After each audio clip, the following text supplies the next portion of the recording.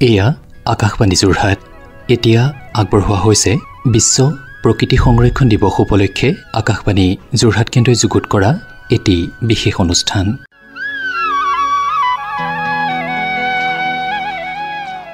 সমগ্ৰ বিশ্বতে ২৮ জুলাইৰ দিনটোত উদযাপন কৰা হয় বিশ্ব প্ৰকৃতি সংৰক্ষণ দিৱস। প্ৰাকৃতিক সম্পদ সংৰক্ষণ তথা সমাজৰ প্ৰতিজন লোকৰ মাজত জাগৰণ সৃষ্টি কৰাৰ লক্ষ্যৰে উদযাপন কৰা হয় এই দিৱস। প্ৰকৃতি সংৰক্ষণে জীৱন নিৰ্বাহৰ মানদণ্ড উন্নত কৰাৰ লগতে মানৱ জীৱনৰ প্ৰগতি আৰু বিকাশত সহায় কৰে। আদৰৰ শ্ৰোতা, আকাশবাণী যোৰহাট কেন্দ্ৰৰ আজিৰ এই বিশেষ অনুষ্ঠানটিত সমল ব্যক্তিৰূপে আমাৰ মাজত উপস্থিত আছে পক্ষীবিদ ফিৰোজ হুছেইন। নমস্কাৰ ফিৰোজ হুছেইন ডাঙৰীয়া। হয়, নমস্কাৰ। আকাশবাণী যোৰহাট কেন্দ্ৰৰ আজিৰ এই বিশেষ অনুষ্ঠানলৈ আপোনাক স্বাগতম। ধন্যবাদ। আমি সকলোৱে জানো ২৮ জুলাই দিনটোত বিশ্ব প্ৰকৃতি সংৰক্ষণ দিৱস হিচাপে পালন কৰা হয়।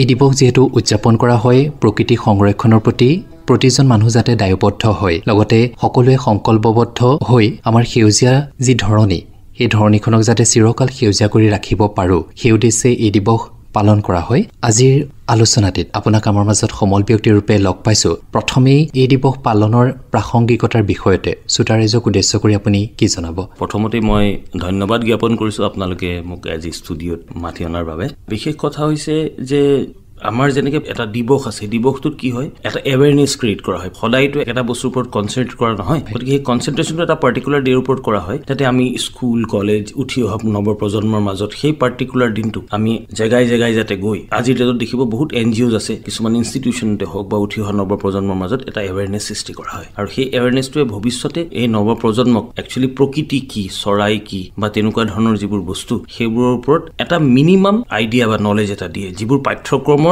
থকাৰ উপৰিও এটা বেছিক নলেজতকৈ অকণমান এডভান্স এটা নলেজ দিয়া হয়। আৰু এইটো এটা খুব সুন্দৰ ব্যৱস্থাপনা বুলি মই ভাবোঁ। যিহেতু নৱপ্ৰজন্মৰ মাজত যদি আমি এৱেৰনেছ ক্ৰিয়েট কৰিব নোৱাৰোঁ, তেতিয়াহ'লে কিন্তু যেনেধৰণে পৃথিৱীখন বৰ্তমান গৈ আছে, আপুনিও জানে ময়ো জানো, গতিকে প্ৰকৃতিক বচাই ৰখাটো বৰ দিগদাৰ হ'ব। হয়, অনুষ্ঠানৰ আৰম্ভণিতেই খুব সুন্দৰকৈ আপুনি এই দিৱস পালনৰ প্ৰাসংগিকতাৰ বিষয়ত শ্ৰোতা ৰাইজক উদ্দেশ্য কৰি কিছু কথা অৱগত কৰিছে। আমি সকলোৱে জানো চৰাই প্ৰকৃতিৰ অপূৰ্ব সৃষ্টি, কিন্তু প্ৰকৃতিৰ এই অপূৰ্ব সৃষ্টিৰ ক্ষেত্ৰতো কিছু প্ৰভাৱ পৰিছে। দেখিছোঁ চৰাইৰ সংখ্যা দিনক দিনে কমিছে।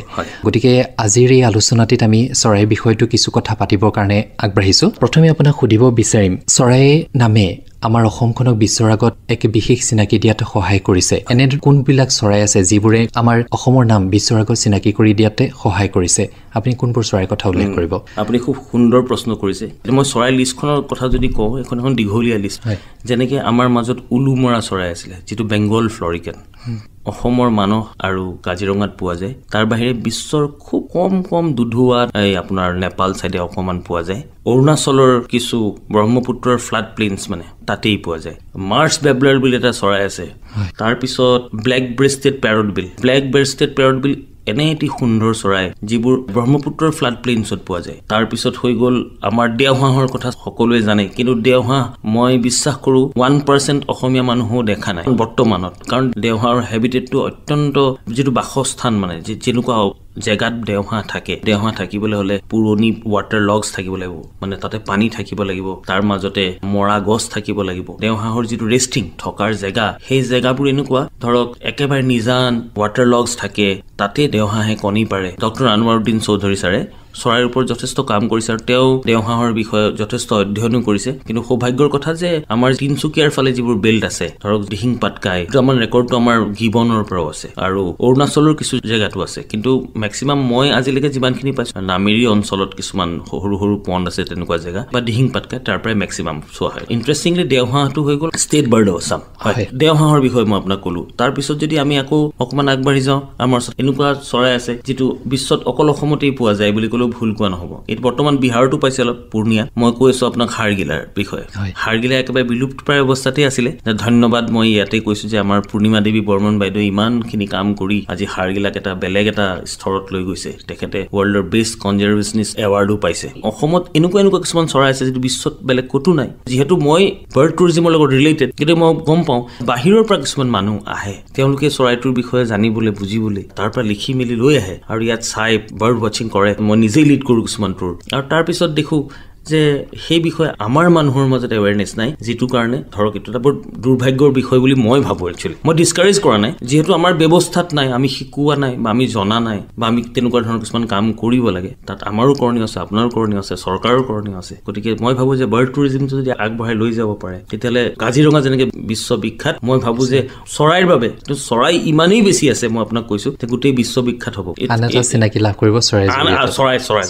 আপুনি কথাৰ প্ৰসংগত উল্লেখ কৰিছে অসমৰ যিবিলাক চৰাই পোৱা যায় সেইবোৰ চাবৰ কাৰণে বেলেগ বেলেগ ঠাইৰ পৰা পৰ্যটকসকল আহে। সেই কথাৰে ধৰি আন এটা কথা সুধিব বিচাৰিছোঁ, পক্ষীৰ জৰিয়তে আমাৰ অসমত পৰ্যটন উদ্যোগটোৰ সম্ভাৱনীয়তা কিমান, সেই বিষয়ত আপুনি কি অনুভৱ কৰে? পৰ্যটনৰ ক্ষেত্ৰখনত অসমত ইমানেই বেছি স্কোপ আছে, মানে চৰাই লৈ পেলাই আমি যদি মানসৰ পৰাই ষ্টাৰ্ট কৰোঁ, মানসত এটা পৰ্যটনৰ চৰাইৰ বহুত ভেৰাইটি আছে, 500ৰ ওপৰ স্পিচিছ আছে। আমি যদি গুৱাহাটীৰ চিটিৰ মাজত কওঁ, আপুনি শুনি আচৰিত পাইছে চাগে, চিটিৰ মাজত চিটিৰ নিলগতে এখন সৰু উদ্যান আছে গড়ভঙা বুলি।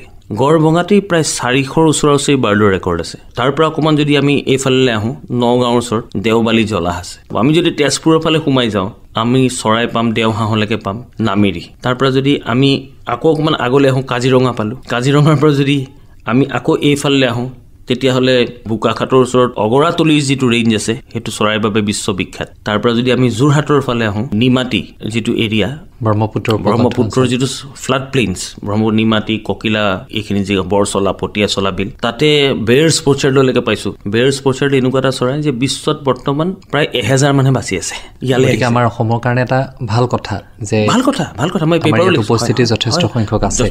তাৰপিছত আমি যদি গিবনৰ ফালে যাওঁ, আপুনি চাওক, মই আপোনাক এনেকৈ এটা আইডিয়া দিছোঁ যে কিমান জেগাত পোৱা যায়। আমি গিবনৰ ফালে গ'লোঁ, তাৰ পৰা আমি আগবাঢ়ি যাওঁ শিৱসাগৰৰ পানীদিহিঙৰ পৰা আপুনি শিৱসাগৰৰ পৰা পাৰ হৈ আপুনি ডিব্ৰুগড়, তিনচুকীয়া, সেইখিনি হাব হয় আৰু ডিব্ৰুগড়ত আপোনাৰ হৈ গ'ল দিহিং পাটকা এটা এৰিয়া পৰিলে। তাৰপিছত তিনচুকীয়াৰ ফালে আপোনাৰ ডিব্ৰু চৈখোৱা। গতিকে আপুনি চাওকচোন, শদিয়াৰ পৰা ধুবুৰীলৈ কেৱল দেখোন চৰাই দেখুৱাৰ পৰ্যটনটো কিমান বেছি স্কোপছ আছে। মই সেইকাৰণে আপোনাক মেপ ৱাইজে টানি লৈ আহিছোঁ আৰু।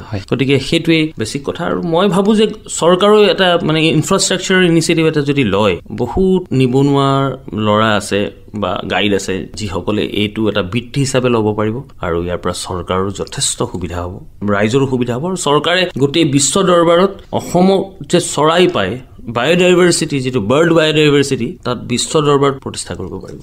নিশ্চয়কৈ একে ৰাজহ সংগ্ৰহৰ বাট মুকলি হ'ব। আৰু এই ক্ষেত্ৰত চৰকাৰে যি ধৰণে কাম কৰিব, সেইদৰে স্থানীয় লোকসকলৰ দায়িত্ব আছে।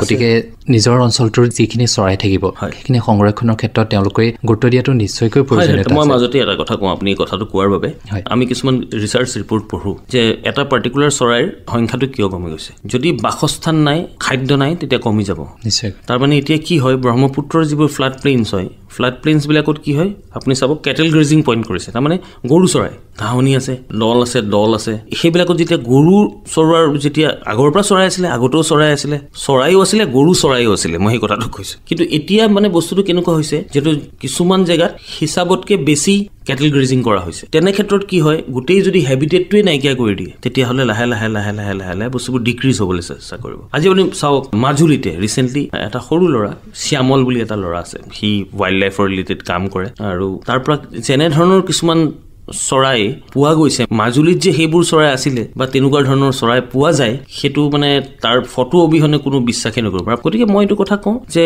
মানুহৰ কৰণীয় আছে, চবেই কৰিব নালাগে, এটা বস্তুটো চবেই নকৰে, কিন্তু নিজৰ যে চিটিজেন কিছুমান ৰেছপনচিবিলিটি থাকিব লাগে। আৰু যিবোৰ বস্তু ধৰক আমি এতিয়া কৰিবলৈ দৰকাৰ, আৰু কৰিব কেতিয়া পাৰিব মানুহে, এৱেৰনেছটো ক্ৰিয়েট কৰিব লাগিব, মানুহৰ মাজত যাব লাগিব। যদি আপুনি চৰাই দেখুৱাই যদি 10,000 টকা 15,000 টকা এটা ট্ৰিপত যদি এটা লোকেল মানে গাইডে যদি আৰ্ণ কৰে, তেতিয়া চৰাই মাৰি খাব যে নে কিবা মাংস কিনি খাব, সেই বস্তুটো আমি চিন্তা কৰিব লাগিব, সেই চিষ্টেমটো আমি আগবঢ়াই দিব লাগিব, মই ভাবোঁ। খুব সুন্দৰকৈ আপুনি কথাখিনি উল্লেখ কৰিছে। আৰু চৰাই-চিৰিকটি, জীৱ-জন্তুৰ এই সকলোবোৰৰ উপস্থিতিতহে এখন আমি সুন্দৰ পৃথিৱীৰ কল্পনা কৰিব পাৰিম। এইবিলাকৰ অবিহনে অকল আমিয়ে জীয়াই থাকিম বুলি কেতিয়াও কল্পনা কৰিব নোৱাৰোঁ, বা জীয়াই থকাটো অসম্ভৱ হৈ পৰিব এটা সময়তে। আমি সকলোৱে জানো প্ৰকৃতিখন সেউজীয়া কৰি ৰাখিবৰ কাৰণে গছ-গছনিৰ যথেষ্ট প্ৰয়োজনীয়তা আছে, আৰু জনসাধাৰণক সজাগ কৰাৰ উদ্দেশ্যে 5 জুনত বিশ্ব পৰিৱেশ দিৱস পালন কৰা হয়। এই গছ-গছনি সংৰক্ষণ হৈ থকাৰ ক্ষেত্ৰত চৰাইৰো যথেষ্ট ভূমিকা আছে। পৰিৱেশ ভাৰসাম্য ৰক্ষা কৰাৰ ক্ষেত্ৰত চৰাই কেনেধৰণে ভূমিকা পালন কৰে? চাওক, মই যদি কওঁ যে বিশ্বত চৰাই খেতিয়ক বুলি এতিয়া বহুত আপুনি এনেধৰণৰ ফল পাব যিবোৰ বস্তু চৰাই খাই কমপ্লিটলি ডাইজেষ্ট নকৰি যেতিয়া ওপৰৰ পৰা মল ত্যাগ কৰে তাৰ পৰা গছৰ পুলি ওলায় আৰু বেলেগ জেগাত সেই গছবোৰ বিস্তাৰিত হৈ পেলাই পুনৰ গজি উঠে তেতিয়াহ'লে চৰাই খেতিয়ক হ'লে নহ'ল আপুনি কওক প্ৰথম কথা ছেকেণ্ড কথা যে চৰাই মালি হয় কাৰণ মালি এটাই যেনেকৈ পোক পৰুৱা লাগিলে এপাহ ফুল বা এটা ফলৰ যেনেকৈ সম্পূৰ্ণৰূপে ৰক্ষা কৰে কিবা পেষ্টিচাইড দি পেলাই কণ্ট্ৰল কৰে মই কওঁ যে চৰায়ে তেনেধৰণে আপুনি চাব যে বহুত পোক পৰুৱা খাই আমাৰ খেতি সেই খেতিত চৰাই এটা বিৰাট ডাঙৰ ভূমিকা আছে কাৰণ গছজোপা সৰু পোকটো হওঁতেই চৰাই কিছুমানে খাই পেলাই বা বিছাটো বা পলুটো খাই পেলাই পেষ্টটো কণ্ট্ৰল কৰিছে গতিকে কেনেকুৱা এটা আচৰিত মানে ভাৰসাম্যতা ৰক্ষা কৰিছে চৰাই আপুনি ভাবকচোন কল্পনাৰ বাহিৰৰ কথা এইটো সৰু সৰু কিছুমান চৰাই আহি পেলাই সৰু পোক এটা হৈছে পৰুৱা এটা হৈছে তাক খাই দিয়ে নহ'লে কি হ'লহেঁতেন সেই ফুলপাহ বা সেই ফলটো মৰহি গ'লহেঁতেন বা বেলেগ ধৰণৰ বীজাণু বেমাৰ লাগিলেহেঁতেন আজিকালি কি হৈছে যে চৰাইৰ যিটো সংখ্যা সেইটো কমি গৈছে বহুত কমিছে আৰু কমাটো স্বাভাৱিক কাৰণ ৰিচেণ্টলি আমি দেখিছিলোঁ মই 6 বছৰমান আগত এটা ছাৰ্ভে এটা কৰিছিলোঁ তেতিয়া আমাৰ এই হাইৱেজ যিবিলাক বনাই আছিলে আমাৰ যিবোৰ ৱাইডনিং কৰি আছিলে তাত যিমান গছবোৰ কাটি দিয়াৰ ফলত কি হৈছিলে তাত যিবোৰ মানে এছিয়ান অপেন বিল আছিলে সেই গোটেই এছিয়ান অপেন বিলবিলাকৰ এটা পাৰ্টিকুলাৰ পপুলেশ্যন জিচিবি ৰোডৰ যিটো ৰাস্তা তাৰ কিছুমান গছলৈ গুচি আহিছিলে এটা লাৰ্জ পপুলেশ্যন গুচি অহাৰ কাৰণে কি হৈছিলে এই যিটো আপোনাৰ তাৰ যিবোৰ ডাল আছিলে সেইবোৰ ভাগি গৈছিলে ভাগি পেলাই বহুত সৰু সৰু সৰু সৰু চৰাই জাষ্ট আফটাৰ হেচিং ধৰক 15 দিনীয়া 20 দিনীয়া কিছুমান পোৱালি তলত পৰি গৈছিল আমি সংৰক্ষণ কৰিছিলোঁ আমি তলত নেটো দিছিলোঁ মই এইটো কথা সদায় কওঁ যে আমাৰ যিটো ডেভেলপমেণ্ট হৈছে সেইটো প্ৰকৃতিক কিন্তু লগত ৰাখি কৰিব লাগিব মই এই প্ৰাসংগিকতে কথাটো কৈছোঁ আপুনি ৰাস্তা এটা বনাইছে কিন্তু আপুনি ৰাস্তাটো বনাওঁতে বা ডেভেলপ কৰোঁতে আপুনি ঘৰ এটা বনাইছে এইটো নহয় যে আপুনি গছ চছ কিনাৰত যিমান আছে চব কাটি তহিলং দি পেলাই ডাঙৰ এটা RCC বিল্ডিং বনাব এইটো নহয় আমি সেই বস্তুবিলাকৰ ওপৰত যদি আমি অলপমান চিন্তা কৰোঁ কাৰণ মানুহক জীয়াই থাকিবলৈ বৰ বেছি ডাঙৰ ঘৰ এটা বা বৰ বেছি এটা মহলীয়া কিবা বস্তু নালাগে আমি প্ৰকৃতিখনক সংৰক্ষণ কৰিও কিন্তু এইবোৰ কাম কৰিব পাৰোঁ এটা ভাল সুন্দৰ এটা নিজৰ বাসগৃহ বনাব পাৰোঁ মই ভাবোঁ এতিয়া এই বস্তুবোৰ আমাৰ মাজত নাইকিয়া কিয় হৈছে জানে কাৰণ আমাৰ মাজত এৱেৰনেছৰ যিটো কাম সেইটো একেবাৰে মই বাৰ বাৰ কৈছোঁ এইটো কথা একেবাৰে সীমিত একেবাৰে মানে বিন্দু মাত্ৰ হৈ আছে আৰু আজিৰ এই আলোচনাটিৰো মূল উদ্দেশ্যই হৈছে যাতে জনসাধাৰণ শ্ৰোতাসকল সজাগ হয় চৰাই সংৰক্ষণৰ প্ৰতি গুৰুত্ব দিয়ে আমি সেইকাৰণেই আজিৰ এই আলোচনাটিক আজিৰ এই চৰাই সংৰক্ষণৰ বিষয়টিক আলোচনাৰ মাধ্যমলৈ আনিছোঁ আপোনাৰ কথাৰ আঁত ধৰি আন এটা কথা সুধিব বিচাৰিম আমি আমাৰ চৌপাশত দেখি থকা কিছুমান চৰাই শালিকা কাউৰী শগুন এনেধৰণৰ চৰাইবিলাকক আমি দেখি থাকোঁ তাৰে কাউৰী শগুন এনেধৰণৰ চৰাইবিলাকে পৰিৱেশটো সুস্থ কৰি ৰখাত বিশেষভাৱে সহায় কৰি থাকে কিন্তু দিনক দিনে শগুনৰ সংখ্যাও কমি আহিছে গতিকে এই বিষয়ত আপুনি কি জনাব চাওক তাৰ মানে বেছিক আমি যদি অকণমান ডিপলি কথাটো ভাবি চাওঁ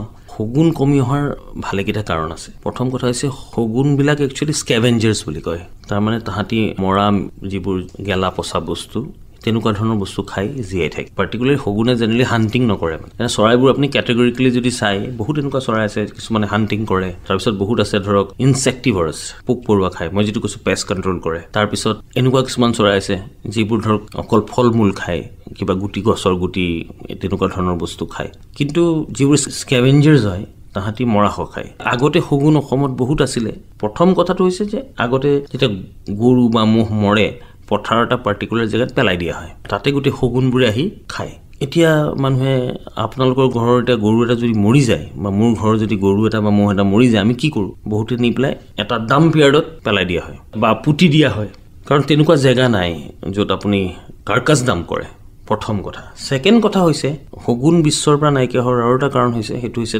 ইউজিং মানে ডক্টৰছ আৰ্লিয়াৰ ডক্টৰ ইউজ ডাইক্ল'ফেনিক এটা দৰৱ আছিলে আৰু যেতিয়া এটা গৰুক ডাইক্ল'ফেনিক দি পেলাই ডক্টৰে ট্ৰিটমেণ্ট কৰে আৰু গৰুটো বা মহটো মৰি যায় তাৰপিছত তাৰ কাৰ্কাছটো যদি ক'ৰবাত ডাম্প কৰি দিয়ে আৰু সেইটো যদি শগুনে খায় এইটো শগুনৰ কাৰণে পয়জন হয় গতিকে শগুন নাইকিয়া হৈ যোৱাৰ সেইটো এটা কাৰণ গতিকে আজিকালি মানে কেটেলছবিলাকত ডাইক্ল'ফেনিক দিয়াটো বন্ধই কৰিছে প্ৰায় মই যিমান দূৰ পঢ়িছোঁ আৰু ছেকেণ্ড কথা হৈছে চব কাউৰী হওক বা শগুন হওক বা যিবোৰ আপোনাৰ স্কেভেঞ্জিং কৰা বাৰ্ডছ হয় যি বহুতে কয় যে they are the sweepers of the entire world গতিকে সেই চৰাইবোৰৰ এতিয়া কেনেকুৱা হৈছে যে সেই চৰাইবোৰ থকাৰ জেগাটো বাদি দিয়ক আপুনি সিহঁতৰ কাৰণে খাদ্যৰ অভাৱ হৈছে মানুহে পলিথিনত চব বস্তু পেক কৰি পেলায় গতিকে বস্তুবোৰ কেনেকুৱা হৈছে যে আমি এখন এনেকুৱা পৃথিৱীত গুচি গ'লোঁ যি পৃথিৱীখনক গোটেই প্লাষ্টিকে আৱৰি পেলাইছে গতিকে এতিয়া শগুন এটাই বা কাউৰী এটাই প্লাষ্টিকৰ টোপোলাটো খুলি খাব নাজানে। যেতিয়া খাদ্যৰ অভাৱ হ'ব, বাসস্থানৰ অভাৱ হ'ব, অট'মেটিকেলি পপুলেশ্যনটো কমি গুচি যাব। নিশ্চয়কৈ। আৰু ৰাইজেও হয়তো অনুমান কৰিব পাৰিছে, আমি আগতে আমাৰ চৌপাশত কাউৰী যথেষ্ট দেখা পাইছিলো, কিন্তু বৰ্তমান কমি আহিছে। কেতিয়াবাহে দুই এটা কাউৰী দেখা যায়। সাধাৰণ যেন লগা কথা, কাউৰী, শগুন এই চৰাইবিলাকে যথেষ্ট সহায় কৰি থাকে। কাৰণ যেতিয়া গৰু ম'হৰ কটা পেলাই দিয়েগে, যদি সেইটো সেই অঞ্চলতে পৰি থাকিলেহেঁতেন, নিশ্চয়কৈ চাৰিওফালে এটা দুৰ্গন্ধময় পৰিৱেশৰ সৃষ্টি কৰিলেহেঁতেন, বেমাৰৰ বীজাণু কেৰি কৰিব। হয়, গোটেই অঞ্চলটোতে প্ৰভাৱ পৰিলেহেঁতেন। কিন্তু সেই কামটো কৰে শগুন, কাউৰী আদিবিলাকে। গতিকে এই চৰাইবিলাকৰ সংৰক্ষণৰ যথেষ্ট প্ৰয়োজনীয়তা আছে। আমি যিদৰে গছ এজোপা ৰোৱাৰ প্ৰতি গুৰুত্বটো দিওঁ বা বৰ্তমান সংৰক্ষণৰ প্ৰতিও মানুহ যথেষ্ট সজাগ হৈছে, গতিকে সেইবিলাকৰ লগতে আমি চৰাই চিৰিকটি, বন্য জীৱ জন্তু এইবিলাকৰ সংৰক্ষণৰ প্ৰতিও গুৰুত্ব দিব লাগিব। চৰাইৰ সৈতে জড়িত আন এটা কথা সুধিব বিচাৰিছোঁ, চৰাই পৰ্যবেক্ষণ এই বিষয়টো জড়িত হৈ থাকে। গতিকে চৰাই পৰ্যবেক্ষণৰ বিষয়তে আপুনি কি জনাব? চৰাই পৰ্যবেক্ষণটো এনেকুৱা ধৰণৰ যে তাৰ বহুত এতিয়া ৰুট কজ কিছুমান এনেকুৱা ধৰণৰ বস্তু আছে যে চৰাই পৰ্যবেক্ষণ কৰোঁতে কিছুমান আমি এথিক্স ফ'ল' কৰিব লাগে। সেই বস্তুটো চবতকৈ ডাঙৰ বস্তু। আপুনি যেতিয়া চৰাই পৰ্যবেক্ষণ কৰিব তেতিয়া তাত কিছুমান এথিক্স আছে, কিছুমান ডু অৰ ডোণ্ট আছে। যেনেকৈ এটা চৰাই যদি হেচিং কৰি আছে, মানে পোৱালি দিব, ধৰক নেষ্টিঙত আছে, আমি পৰাপক্ষত তেনেকুৱা জেগাত যাব নালাগে। আমি জেনেৰেলি চাব নালাগে যদি আমি এক্সপিৰিয়েঞ্চ নহয়। কিহৰ কাৰণে? কাৰণ চৰাইটো যদি ভয় খায়, সি সেই নেষ্টটো এৰি গুচি যাব, যাৰ কাৰণে কণীকেইটা নষ্ট হৈ যাব। সেইটো চবতকৈ ডাঙৰ ইম্পৰ্টেণ্ট কথা। দ্বিতীয় কথা হৈছে, আজিকালি দেখা যায় মানুহৰ মাজত খুব ক্ৰেজ চৰাই ফটো তোলাৰ। নেষ্টিঙত এটা চৰাই বহি থকা বা তাৰ ভিডিঅ' বনোৱাটো খুব ভাল লাগে দেখি। এতিয়া বহুতে কয় যে মোৰ ওচৰতটো 900mm ইমান দীঘল লেন্স আছে, মই দূৰৰ পৰা তুলিছোঁ। তো মই সদায় কওঁ যে এইটো নকৰিব। কিয়? আপোনাৰ ওচৰত 900mm লেন্স আছে, আপুনি দূৰৰ পৰা তুলিছে, আপোনাকে দেখি কোনোবা এটাৰ খালি মোবাইল এটাই আছে, সিটো ওচৰলৈ গুচি যাব। গতিকে ওচৰলৈ গুচি যোৱাৰ লগে লগে চৰাইটো পলাই দিব বা ভয় খাই নাহিব, কাৰণ that is the most sensitive period নেষ্টিঙৰ টাইমটো। গতিকে কি হ'ব? আপুনি নকৰিলে, কিন্তু আপোনাক দেখাৰ বাবে বেলেগ এটা ল'ৰাই মোবাইলেৰে ট্ৰাই কৰিলে। গতিকে যিটো নেক্সট নষ্ট হৈ গ'ল তাৰ কাৰণে আপুনি ৰেছপনচিবল। মই সেইকাৰণে এথিক্সটো মই আগতেই কৈ লৈছোঁ। আমি চৰাই চাওঁতে যাতে চৰাইটোৱে যাতে ভয় নাখায় বা আঁতৰি নাযায় বা নিজে থ্ৰেট ফিল নকৰে, এই বস্তুটো আমি খুব চিন্তা কৰিব লাগে, প্ৰথম কথা। দ্বিতীয় কথা যে চৰাই আপুনি যদি চাই পৰ্যবেক্ষণ কৰে, আপুনি যদি কেইটামান বস্তু ফ'ল' কৰে, আপুনি গোটেই অৰ্নিথলজিৰ যিখন ফিল্ড তাত আপুনি কণ্ট্ৰিবিউট কৰি আছে। আজিকালি এটা ই-বাৰ্ড বুলি এটা মানে ছফ্টৱেৰ আছে, আপুনি মোবাইলে আপুনি ডাউনলোড কৰিব পাৰে। আপুনি ধৰক ক'ৰবাত চৰাই দেখিলে, ছাপোজ আপুনি আনইউজুৱেলি ক'ৰবাত এটা দেওহাঁহ দেখিলে, আপুনি দেখিব নালাগে তাত বা দেখিলে, আপুনি যদি তাতে লিখি দিয়ে যে হোৱাইট উইং উড ডাক এটা লোকেশ্যন আমুক, আপুনি সেইটো পষ্ট কৰিলে, বহুত এনেকুৱা মানুহ আছে যিবোৰে এই ডাটাবিলাকৰ ওপৰত ৰিচাৰ্চ কৰি আছে। আৰু সেই আপোনাৰ ডাটাটো কি হ'ব? চাইণ্টিফিকেলি আপুনি এটা কণ্ট্ৰিবিউট কৰিলে, এতিয়া যোৰহাটৰ আমুক জেগাত আমুকে এই চৰাইটো দেখিছিলে। গতিকে চৰাই পৰ্যবেক্ষণটো এনেকুৱা কৰি পেলাইছে এতিয়া যে আপুনি যদি এটা নীতি নিয়মৰ ভিতৰত যদি আপুনি কৰে, তেতিয়া আপুনি চাইণ্টিফিকেলি কণ্ট্ৰিবিউট কৰি আছে। আৰু থাৰ্ড কথা হৈছে যে আমি যদি হবি হিচাপে চাওঁ, মাছ মৰাটো বিশ্বৰ প্ৰথম চবতকৈ ডাঙৰ লাৰ্জেষ্ট হবি হয়। আৰু দ্বিতীয়তে চৰাই পৰ্যবেক্ষণ। গতিকে এই বস্তুটোত মানে মই এইটোৱে কথা কওঁ যে পৰ্যবেক্ষণ চবেইটো নকৰে, চবৰ হবি বেলেগ বেলেগ, কিন্তু যোনে কৰে মই কওঁ যে আপোনালোকে ই-বাৰ্ড ব্যৱহাৰ কৰিব, চাইণ্টিফিক ৱেত আপোনালোকে কণ্ট্ৰিবিউট কৰিব পাৰিব। আৰু সমাজৰ এজন সচেতন নাগৰিক হিচাপে আমি যিসকলে এই ক্ষেত্ৰৰ সৈতে জড়িত হৈ আছে, আমি তেওঁলোকক সহযোগিতা কৰাটো প্ৰত্যেকৰে দায়িত্ব, প্ৰত্যেকৰে কৰ্তব্য বুলি ভাবোঁ। কথাৰ প্ৰসংগত আপুনি হাড়গিলাৰ কথাও উল্লেখ কৰি গৈছিলে। বৰ্তমান অসমত এই হাড়গিলাৰ যি ছবিখন, সেই ছবিখনৰ বিষয়ত আপুনি কি জনাব? মই যোৰহটীয়া ৰাইজক এটা খুব ভাল খবৰ দিবলৈ ওলাইছোঁ যে বিশ্বত প্ৰায় ভবা হয় যে 2000মান হাড়গিলা আছে, বহুতে কয় 1000 মানহে আছে। এইটো গ্ল'বেল কাউণ্টটো তেনেকুৱা। তাতে কিন্তু এটা কথা সঁচা যে গুৱাহাটীৰ যিটো ডাম্পিং ইয়াৰ্ড আছে তাতে 80% হাড়গিলা আছে বিশ্বৰ কাউণ্টটোৰ। মানে এটা ভাল খবৰ, এইটো খুব ভাল খবৰ। আৰু মই পুনৰবাৰ ক'ব বিচাৰোঁ যে এইটো তাত কণ্ট্ৰিবিউশ্যন কিন্তু পূৰ্ণিমা দেৱী বৰ্মন বাইদেউৰ আছে। আজি হাড়গিলা বচোৱাত মানে হাড়গিলাৰ এৱেৰনেছ যিটো সৃষ্টি কৰা, তাৰ মূল ব্যক্তিগৰাকীয়ে হৈছে পূৰ্ণিমা বাইদেউ। আৰু ৰিচেণ্টলি DCB কলেজেও যোৰহাটত আহি এটা মই গোটেই বস্তুটো দি লৈছিলোঁ, তপন দাসে তেখেতসকলৰ প্ৰফেচৰ হয়। আৰু DCB কলেজৰ কেইগৰাকীমান ছাত্ৰী আহি আমি যোৰহাটত এটা কাউণ্ট কৰিছিলোঁ। আৰু সৌভাগ্যৰ কথা যে আমি যোৰহাটত প্ৰায় 100ৰ ওপৰত হাড়গিলা পালোঁ। আৰু যদি আমি চাওঁ যে যদি গুৱাহাটী নম্বৰ 1 হয়, তেতিয়াহ'লে কিন্তু নম্বৰ 2ত যোৰহাট আছে এনেদৰে মোৰ লাগে। কাৰণ তাৰ মাজতে নগাঁৱত এটা পাৰ্টিকুলাৰ এৰিয়া আছে, কিন্তু মই দেখাত যোৰহাটত 2 নম্বৰ থাকিব পাৰে। এই বিষয়ে এটা সাৰ্ভে কৰাৰ দৰকাৰ 2 নম্বৰ নহলো বা 3 নম্বৰ আমাৰ যি ৰেডিঅ' চেণ্টাৰ আছে ইয়াৰ পৰা প্ৰায় 2-3 কিলোমিটাৰ দূৰত তাত এটা ডাম্পিয়াৰ্ড আছে তাতে আছে আৰু তাত আমি এটা সগুনো পাইছিলো স্লেন্ডাৰ বিল ভালচাৰ যেটো ক্ৰিটিক্যালি এন্ডেঞ্জাৰ্ড হয় গতিকে মই এই কথাটো ক'ব বিচাৰো সক আজি যোৰহাটৰ নিচিনা জেগাত আজি ষ্টুডেন্ট ওলাই আহিছে এৱেৰনেছৰ কাৰণে তেওঁলোকে প্ৰজেক্ট কৰিছে কিমান হাৰগিলা আছে এইবোৰ বিষয় লৈ পেলাই ধৰক এটা আলোচনা হৈছে আজি কলেজ ষ্টুডেন্টবিলাক আগবাঢ়ি আহিছে গতিকে মই এইটোই সদায় সকলোকে অনুৰোধ কৰো পক্ষীৰ লগত জড়িত ব্যক্তি হিচাপে বা নেচাৰৰ লগত জড়িত ব্যক্তি হিচাপে যে আমি এৱেৰনেছৰ কামবোৰ কৰো আহক যদি আমি এৱেৰনেছৰ কামবোৰ কৰো মই কোৱা নাই যে আপুনি গোটেই ক্লাছ 10ৰ 5টা সেকশনক শিকালে গোটেইবোৰে এৱেৰনেছত যাব কিন্তু আপুনি যদি দুজন ওলাই আহে পৃথিৱীখন মোৰ মতে সংৰক্ষণ হ'ব নিশ্চয় গুৱাহাটীৰ পিছতে যোৰহাটত আপুনি কিছু সংখ্যক হাৰগিলা দেখা গৈছে আৰু গুৱাহাটী যোৰহাট শিৱসাগৰ এই বেল্টত আছে যেহেতু অসমতে যথেষ্ট সংখ্যক হাৰগিলা আছে গতিকে আশা কৰিম বাকিবিলাক জিলাতো হাৰগিলাৰ সংখ্যা বাঢ়ক